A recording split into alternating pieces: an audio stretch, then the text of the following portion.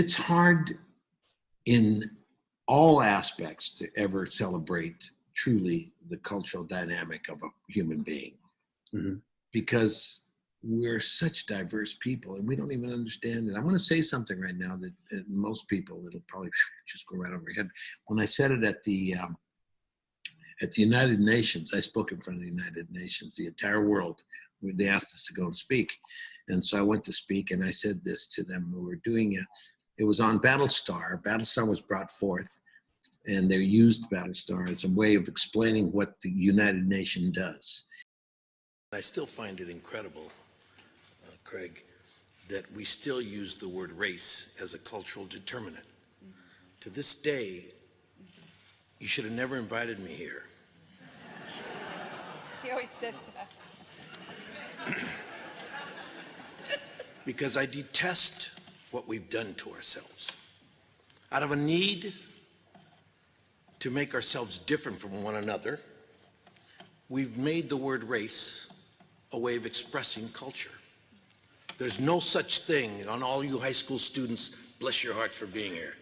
You're 100 champions right now that are going to go out understanding this. The adults in the room will never understand it. Even though they'll nod their heads and say, you're right, they'll never be able to stop using the word race as a cultural determinant. I just heard one of the most prolific statements done by one of the great humanitarians. He's really trying to organize and bring us together, and he used the word race as if there is a Latino race, an Asian race, an indigenous race, a Caucasian race, or Latino race. There's no such thing as a Latino race. There never has been. There never has been. There never will be. There's only one race, and that's what the show brought out. That is the human race, period.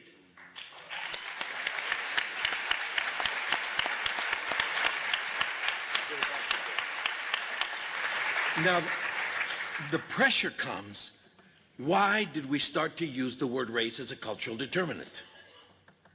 The truth is that over 600 years ago, the Caucasian race decided to use it as a cultural determinant so it'd be easier for them to kill another culture. That was the total understanding. To kill one culture from another culture, you couldn't kill your own race, so you had to make them the other. And to this day, I spent 37 years of my adult life trying to get this word out. And now I end up well prepared as the Admiral of the Battlestar Galactica to say it to all of you. There is but one race, and that is it. So say we all. So say we all. So say we all. So say we all.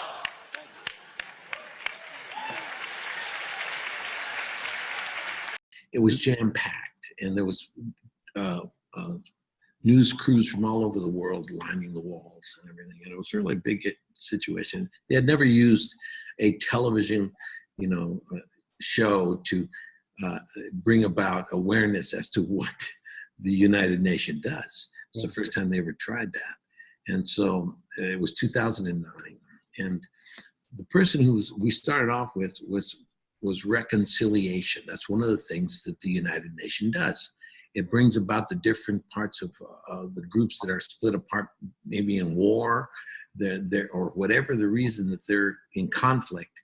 They try to reconcile with one another, reconciliation. So in our movie, we have to reconcile in the movie with the people who destroyed our total existence, our humanity.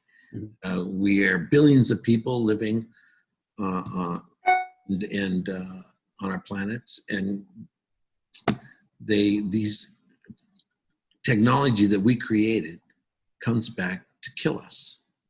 So they're wiping us out. There's only 49,000 human beings left in this ragtag spaceship that we're using. That's the Battlestar is one of them. And so we were there at the UN, and the person who deals with reconciliation at the United Nations spoke after watching a 5-minute clip. He spoke for about 20 minutes. And after he got done speaking, they asked me to speak. And so he had used the word race as a cultural determinant. What that means is that there is a white race, a black race, a brown race, a red race, a yellow race, that there are races. And he was speaking very eloquently, and he's the head of the whole entire planet. He tries to reconcile the differences of the planet. That's his job as one of the head. He is the head of the United Nations Reconciliation Forum. So that being said, he finished it after 20 minutes, and I said, listen, I don't mean to, you've been listening to one of the great human beings on the planet. I mean, his whole life is spent 7 days a week just trying to help people try to understand each other and to quit the animosity towards one another, quitting calling them. And he just used the word race as a cultural determinant. And he looked at me, and then his head went just like this. I don't know much about anything, but I know body language. His head went like this.